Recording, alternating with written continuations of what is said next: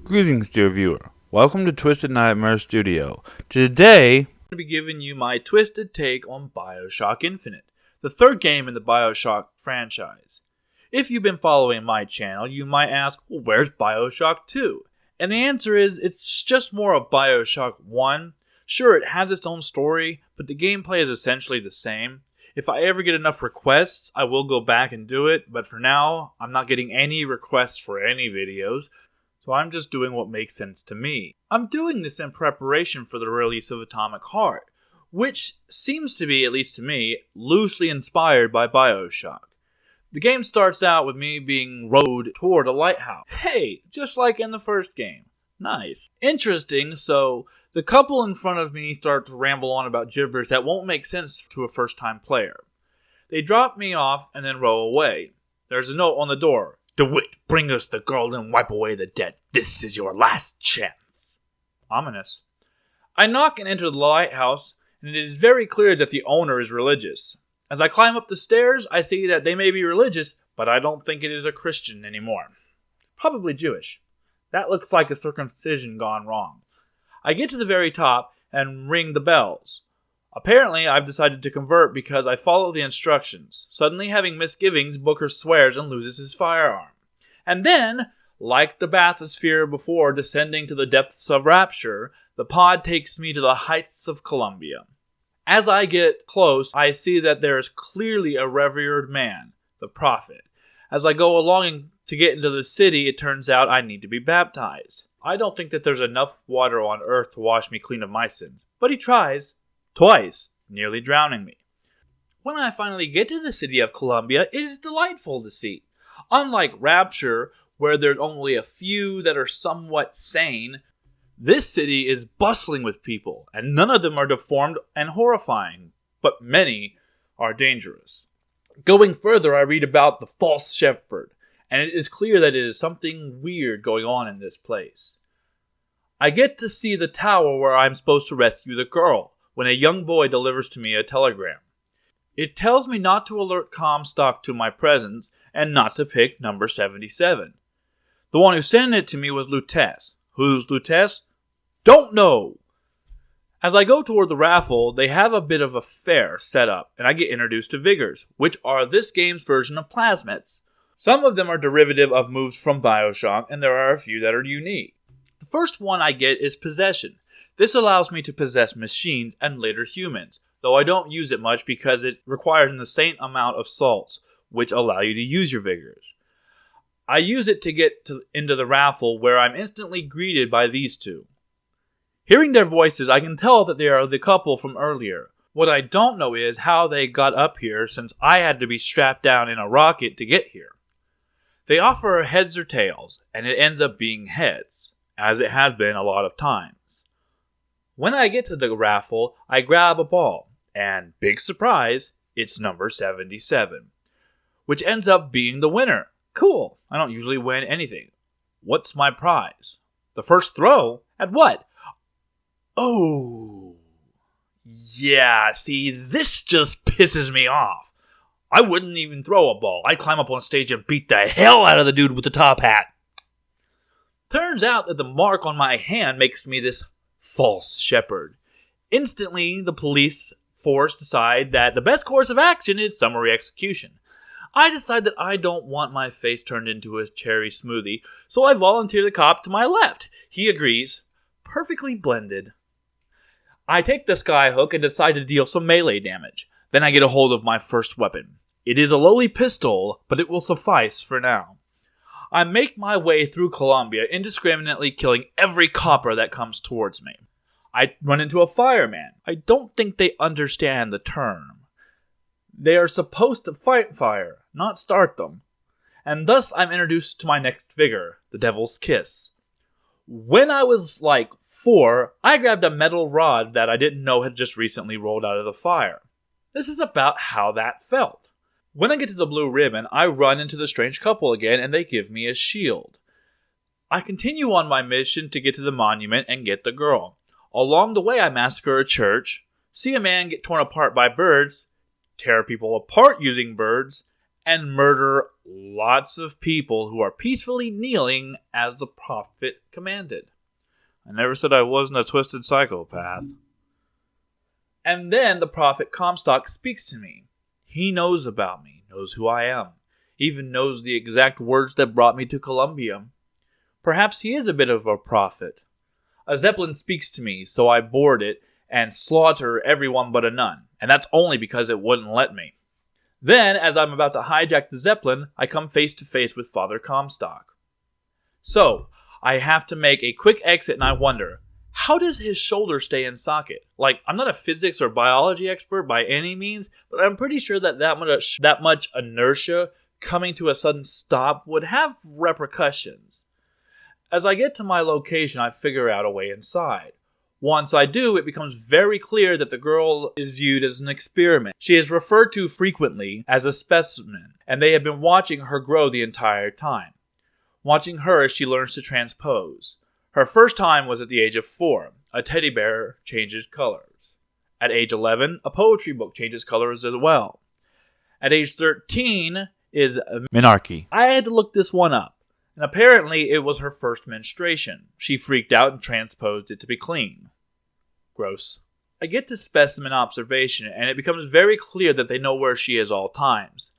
And every single room has been designed with a two-way mirror so she can be observed at any time. I kind of feel cringy when I see she's located in the dressing room. I want to wait it out until she relocates, but I don't think the game will oblige my weirdness. Then I finally find out what makes this girl so special as she rips a hole into the world to Paris in the year of 1983 in a universe where La Revanche du Jedi was playing in theaters, which is Revenge of the Jedi, an alternate title to Return of the Jedi before George Lucas realized that revenge was not a Jedi's way. I go outside onto the statue and try to find a way in, and the solution just falls into my lap. Eh? Okay, I'm sorry. Turns out that the girl's name is Elizabeth, and she's a feisty one as she tries to beat me with a book. Turns out that I have a way out, and she's perfectly willing to get out of her cage. But the bird that is supposed to keep her there doesn't like that she's free and starts to tear apart the monument to get to her. As we escape, she realizes that she's been under observation the entire time and starts to question everything about her reality, even her very existence, just in time for Birdbrain to show up. I repel him with my mighty pistol. Yeah, right. And we keep going with our escape. For some reason, my genius idea for escaping is to keep running up to the top of the statue that's being torn apart. Somehow I wasn't thinking. As it crumbles, we are sent hurling into the air, and I pull off another physics-defying catch and hold on to Elizabeth the entire time. In an attempt to stop us, the bird crashes through the track and we are falling into the water. The bird comes in after me, but my fat ass sinks faster than he can get to me. Eventually, the water pressure is too much and he has to retreat out of the water. I reawaken on the beach, Elizabeth having saved my life. I wake up uttering the name Anna. She tries to help me up and I tell her that I'll be fine, and she wanders off in the direction of music. When I finally get my feet under me after a few minutes of shut-eye, I get up and go in search of the wayward lass. She's dancing in a crowd with the music players out on a pier. When I get her attention, she asks what could be better than dancing on a pier with a crowd of lively people, and I tell her that we could head to Paris, since I know that she wants to go there. She's instantly on board, almost bouncing like a puppy. When we get to the ticket counter, my instincts go off. First of all, the guy ordering the hot dog is acting suspicious. Who eats sauerkraut on a hot dog? And the guy ignoring me at the ticket counter is also suspicious. I draw my pistol just as they move in to grab Elizabeth. I take them out easily, but Elizabeth is shocked and horrified by the violence. Please, the number of people I killed just to get to you? And you're upset about a half a dozen? Thus begins my long trek to get Elizabeth to trust me. I chase her down and convince her that these people are not just going to let her go. As we get to the gondola that leads to the First Lady airship, I promised that I would lead her to Paris. The electricity running goes out. As a result, we have to go get the Vigor shock jockey, which is located in the Hall of Heroes. When we get stuck on an elevator, Elizabeth opens a tear to let a bee out of a window. Then she explains to me what tears are. What are you doing? Opening tear! Oh, shit! What is that? It's a tear. I used to open them all the time in my tower. What is a tear? It's like a window. A window to another world. Most of the time they're dull as dishwater, a different colored towel or tea instead of coffee. But sometimes I see something amazing, and I pull it through. There. Good God. I don't suppose you've got an airship in there? I don't think so. But there is. There is something. Oh no! Close it. I'm trying! Close it! And just like that, someone's poor house is demolished. I hope they weren't at home. When we get to the Hall of Heroes, it turns out to be more monuments to Father Comstock's greatness. When Elizabeth reads the plaque calling Comstock the commander of the 7th Cavalry, I tell her that I've never heard of the man. Right before Cornelius Slate comes over to the comm and talks to me.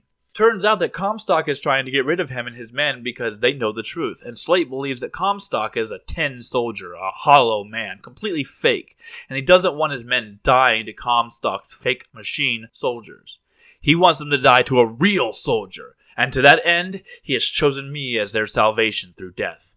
He wants me to give them a warrior's death, and so I do, to all of them, including Slate.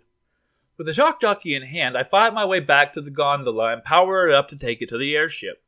But Comstock sends a wave of soldiers after us to get Elizabeth back.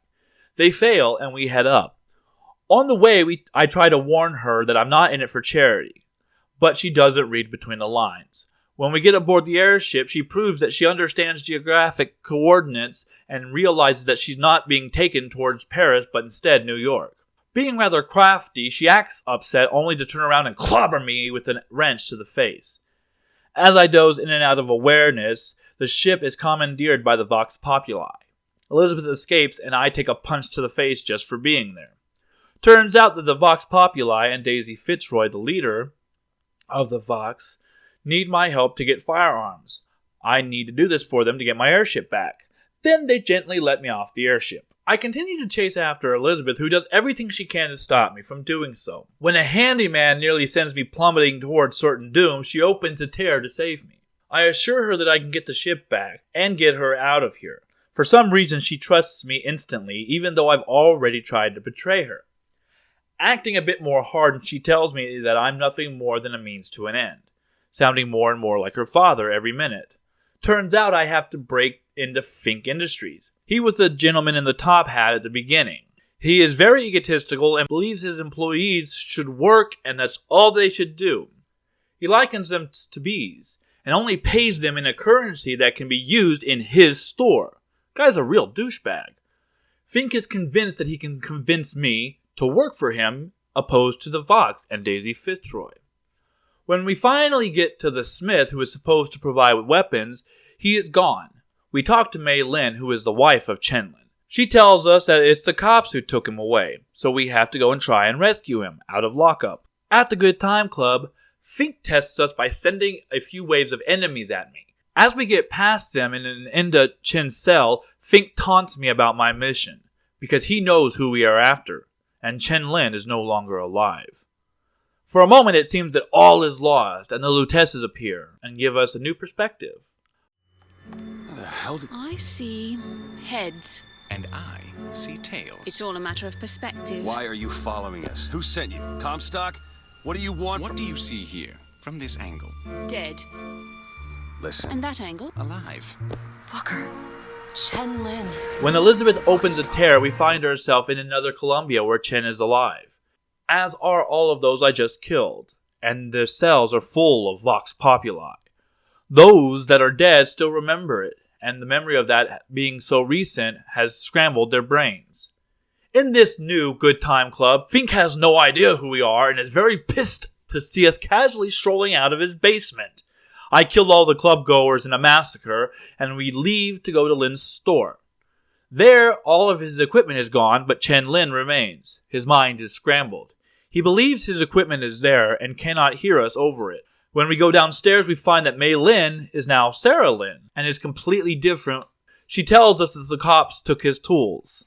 So off we go to the shantytown to retrieve his tools. Clearly, we weren't thinking too far ahead because as we get to the tools, we realize they are far too big for us to carry back. So Elizabeth opens another full tear that brings us into Colombia where the tools are back in Chen's shop. This brings a lot more changes than just one simple shopkeeper changing wives. Basically, we just armed the Vox Populi and have gone into a version of Colombia where they have started their revolution. It gets even more disturbing when one of the Vox recognizes me as the hero of the Vox Populi. A nearby poster has my picture and calls me the martyr of the revolution. Now, I am not an English professor, but I know that martyr usually involves being dead. So apparently in this Columbia, I died. Then I started to remember an alternate version of events. When we get back to Chin's office, he and Sarah Lynn lay dead on the floor. So we help the Vox Populi breach the factory. On the way in, Elizabeth begins to have a crisis of conscience as she realizes that her actions have directly led to the civil war currently tearing apart the city. I try to comfort her, but she refuses to shirk accountability for her role. We need more people like her today. The elevator stops and we get a phone call. Daisy Fitzroy is aware that there's another Booker DeWitt running around. And instead of rejoicing for the help, she explains that I am simply a problem. Because Booker DeWitt had died a martyr. Someone she could rally the troops behind. Having another Booker running around simply complicated the narrative. Just like that, I have no allies but Elizabeth in the city, and everyone I see is hostile. We arrive just in time to see Fitzroy assassinate Fink and wipe his blood on her face. She tells her people to kill me and burn the bodies so no one will know that Booker DeWitt was back. This proves to Elizabeth that Daisy Fitzroy is just the other side of the same coin as Comstock. After I deal with her goons, Elizabeth sees that Fitzroy is going to kill a child, so I boost her into a vent and go to distract Fitzroy, who believes that she has to kill all the children to stop them from repeating the sins of their fathers. Just before she pulls the trigger, a pair of scissors pierce through her chest. Elizabeth stands there shaking, and then she takes off trying to run from what she has done, clearly in shock. She gets aboard the airship, and I set sail, letting her collect herself. When I turn back, she comes out. Her hair is cut. She's clean of blood and in a new outfit. Listen. How do you do it? How do I do what? Forget. How do you wash away the things that you've done? You don't. You just learn to live with it. So the moment of truth between us. New York or Paris?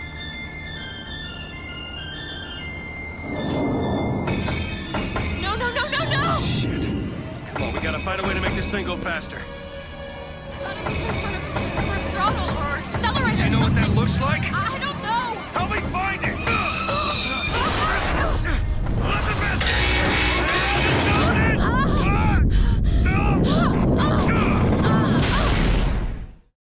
Well, naturally this puts a damper in our travel plans.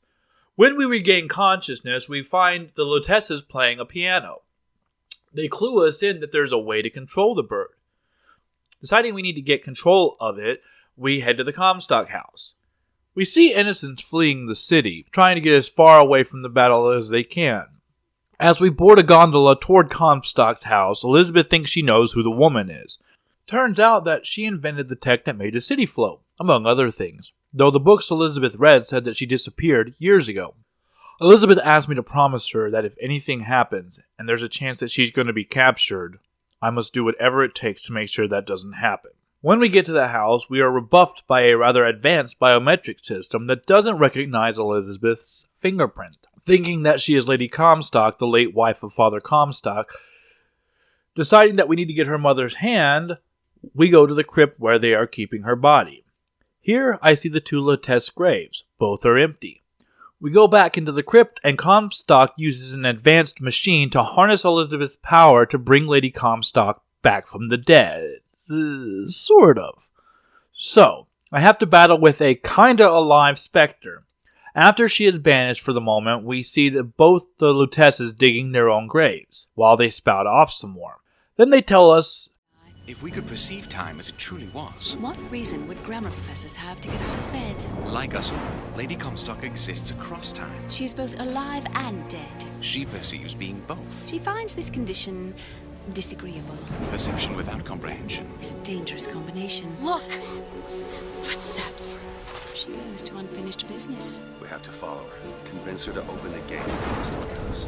It's a shame you have need of her to enter Comstock House. Frankly, she doesn't seem all that cooperative. There is a way to bring her to reason. 3 truths you must discover first. Truths which, in this world, Comstock has destroyed. If only one of you had the power to alter time and space. That would be a blessing, wouldn't it? So off we go to find the 3 terrors to reveal the 3 truths. The first is that Lady Comstock thought that Rosalind Lutece is the one who gave birth to the child Comstock claims she birthed. Instead, it turns out that no, in fact, Comstock himself is sterile, incapable of having any children. The second terror reveals that Comstock requisitioned Fink to kill off both the Luteces and hide the fact that the child is not his. The third is the fact that the Luteces are, in fact, not dead in the sense that we think of death. They are, in fact, alive and capable of doing superhuman things. We go back to the Comstock house, and there is one final showdown with Lady Comstock and her horde of undead. Once she is defeated, her and Lady Comstock have a bit of heart-to-heart. I owe you an apology. Comstock used me to bring you back, but I brought back a version of you from the reality that I had built up in my own head. He pretended to love you, like he pretended to love me. Bastard child. I am not your husband's bastard. I am his victim. My days of victimhood are done. We must forgive each other, because there's one far worse than you. Prophet killed me Because you wouldn't keep his secret about me. If that's so, then why am I alive? Not in this world. Maybe this is you in another world where you never meet him. Or where I saved him? I don't know. Is that possible? Find out, child. Find out.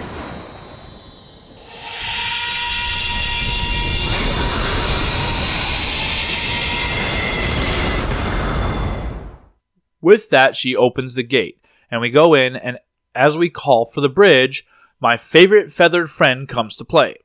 He decides to play a game of toss, and I'm the ball. Unfortunately, no one's around to catch me.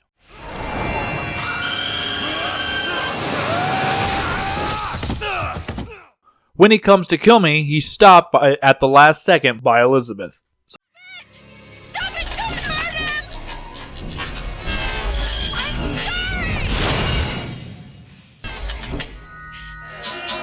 I'm sorry. I never should have left. I never should have left. Take me back. Take me home. Please.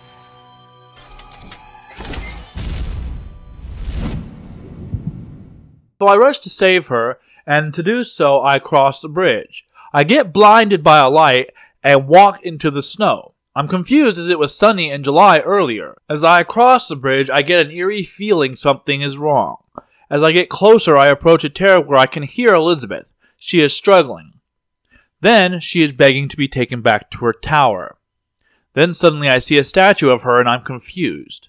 And I hear her proselytizing and talking about Comstock as her father. Then I made the mistake of shooting this bastard. Thankfully, I handled it well.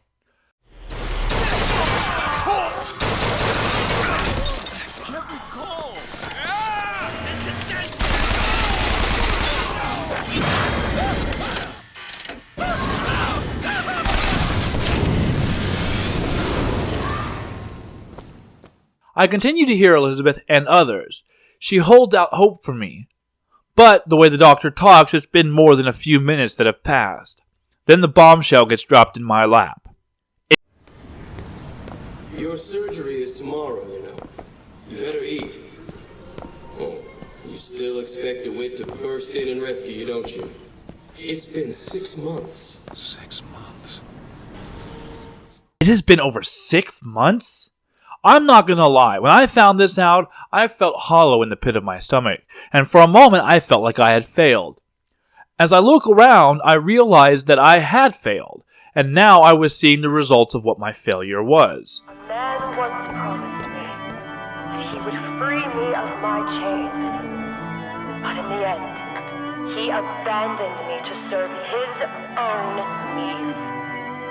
But in some ways, I thank him. He showed me exactly how much faith our species deserved. My heart breaks. Once I get to the warden's office to unlock the security elevator, I make my way back and up to Elizabeth. I hear her screaming and run to save her, but it was only a tear. Then I see the Lutesses once again. And again they tell me I shouldn't be asking what, I should be asking when. And when I finally get to Elizabeth, she sounds weary and tired, worn down from the time where I have failed to reach her.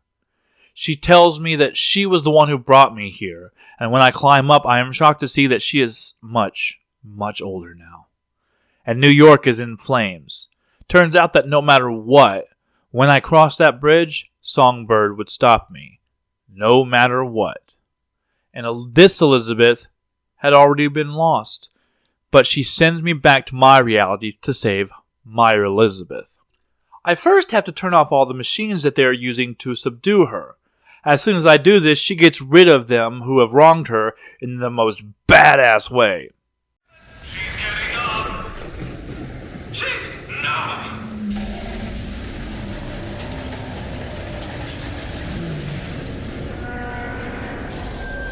DeWitt, turn it back on! Please!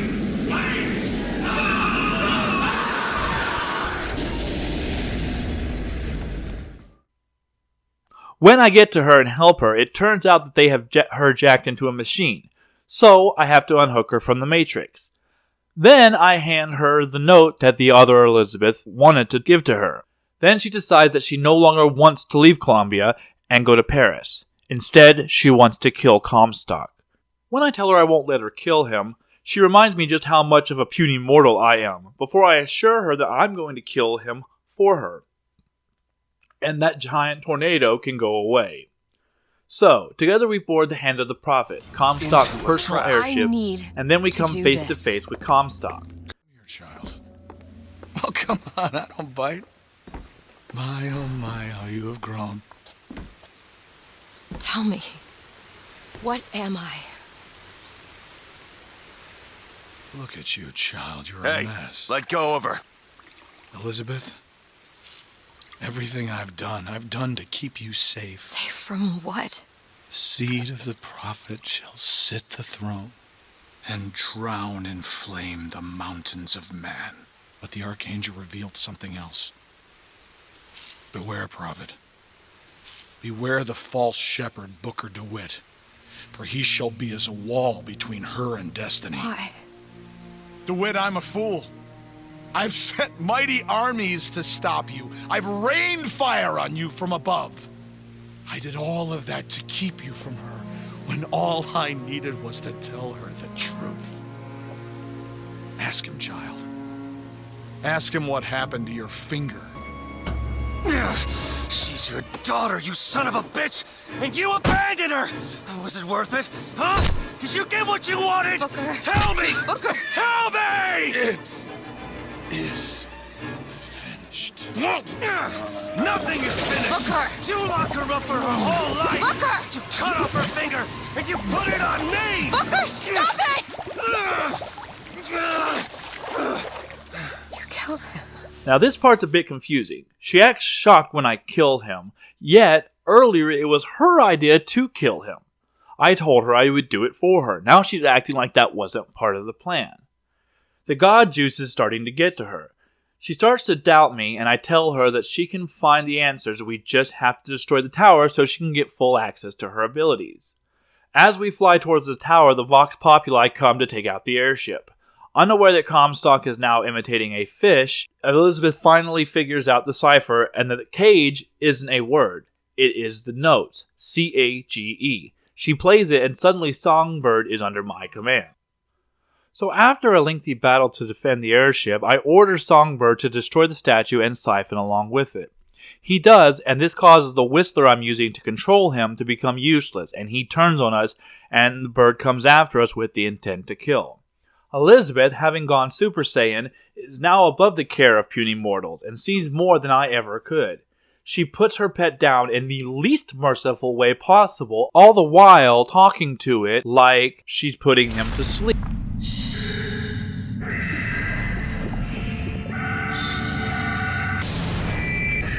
It's okay. It's alright. I'm here. Just let go. There you go. There you go. Elizabeth, I'm sorry. As I watch this poor used slave slowly die from all the water pressure, I am shocked to see that I'm in rapture. Hey, I was here the other day.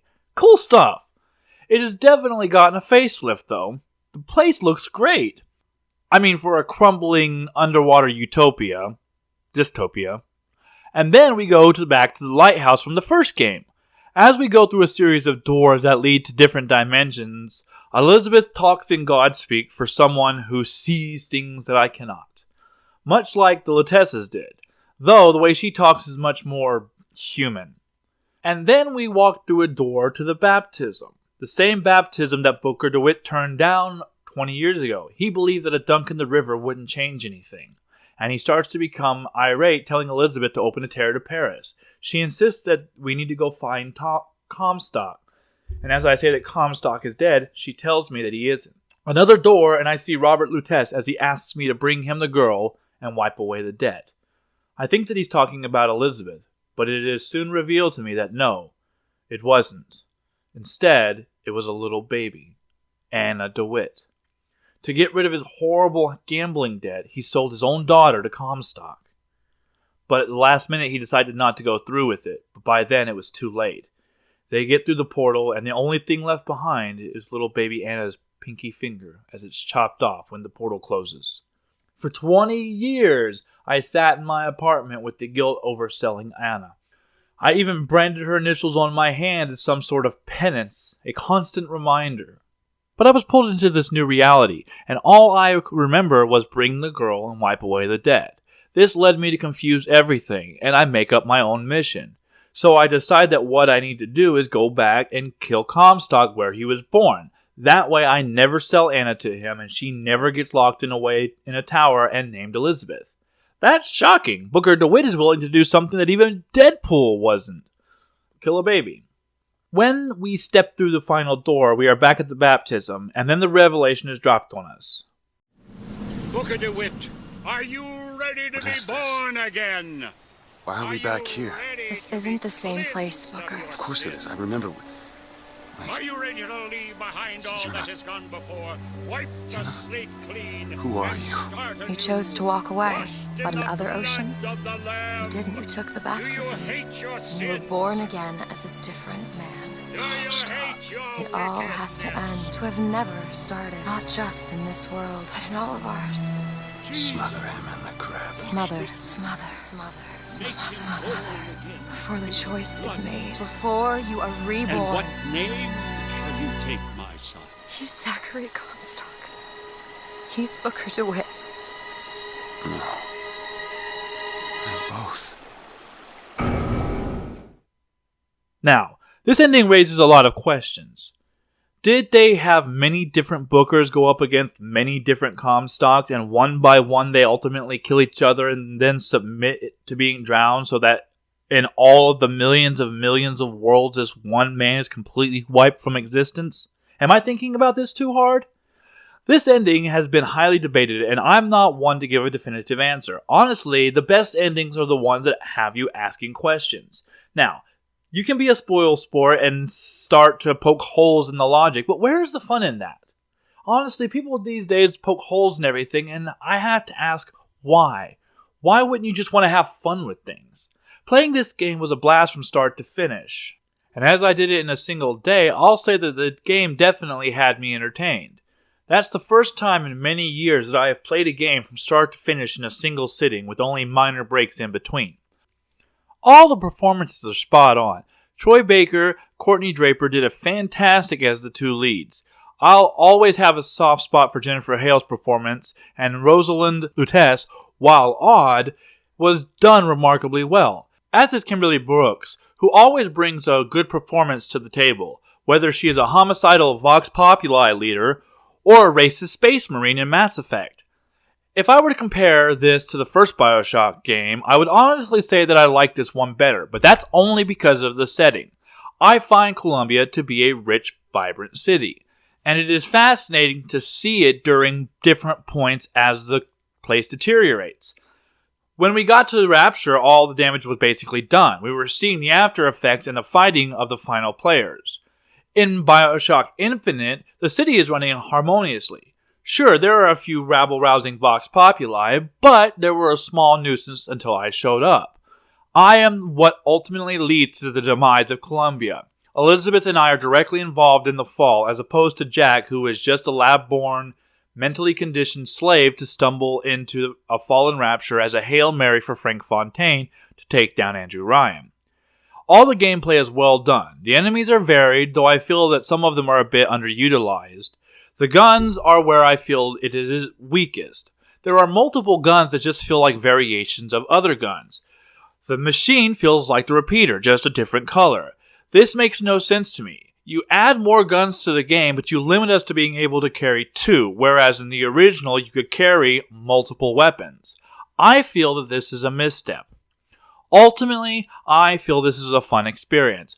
Going through it again all these years later, none of the fun was lost in this playthrough, and while I already knew most of the twists going in, it was fun exploring Columbia once again with Elizabeth, who was one of the first companions they introduced that wasn't a complete nuisance.